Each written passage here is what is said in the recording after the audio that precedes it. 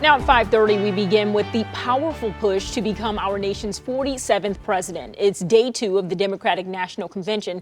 Thank you so much for sticking with us. I'm Whitney Burney. And I'm Simon Shakett. This afternoon, former President Donald Trump rallying Republicans in Howell, bringing his plea for less crime and more safety to the Livingston County Sheriff's Office.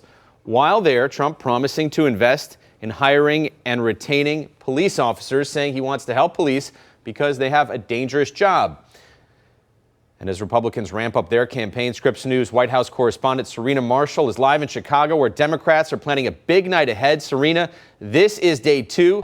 Biden officially has passed the torch. What are the highlights from day 1?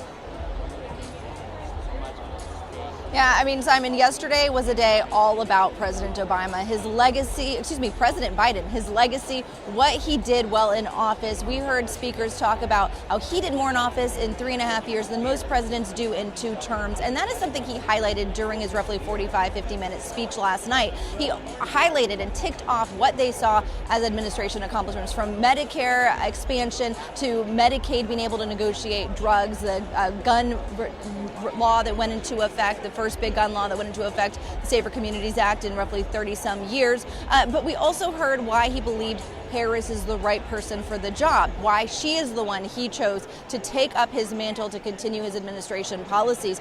Those were really big moments that came as he spoke. He had about a 5-minute applause, Simon, when he first took the stage.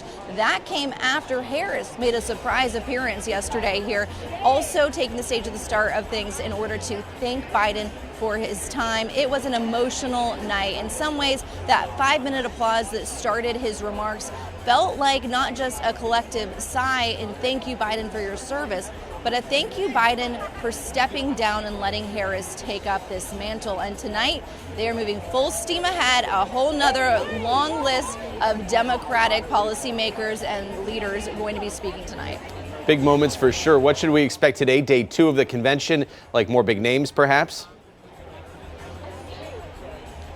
Big names include the Obamas. Both Michelle and former President Obama will be speaking. You have Bernie Sanders and also a whole bunch of Republicans expected to be taking the stage, including Stephanie Grisham, we've confirmed, will be talking this evening. She was former President Trump's White House spokesperson. And so tonight's theme, if you really think about it, well, yesterday was about Biden's legacy. Tonight is about party unity. And that is something President Biden said yesterday after he left the convention, Simon. He said on the tarmac, speaking to reporters, that was part of the decision for him to step aside. He didn't want the distraction of the next 3 months to be about disloyalty or a break in the Democratic Party, but about unity. And with, remember, Bernie Sanders primaried or thought about primarying at the time President Obama back in 2012. Both of them speaking tonight along with Republicans to talk about how they can bring the country together. And to your point, what do you expect we'll hear more from the Obamas, and also might we hear from second gentleman Doug Emhoff?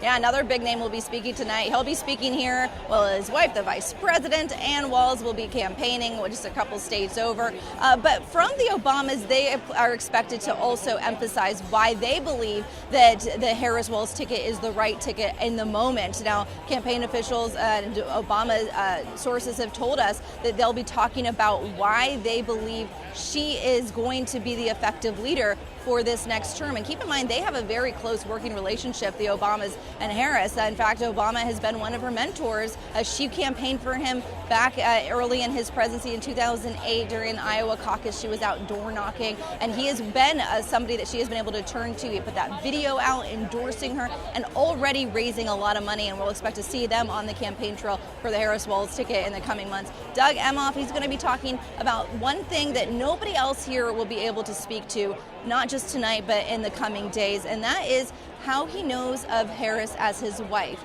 the personality, the woman behind it, how she stepped up to be a stepmother to his children. And so I think tonight from him we'll hear a lot more of the emotion of why he sees her as the right person for this job, her emotional appeal, but also his own story, so people can get to know him as a second gentleman. He might be famous, he might, be married to the second most powerful person in America, but their personal narrative hasn't quite broken through yet. He grew up middle-class family. Thank you. Harris has spoken about growing up. Serena, we have to leave it there. Thank you so much, Serena Marshall, our Scripps News White House correspondent.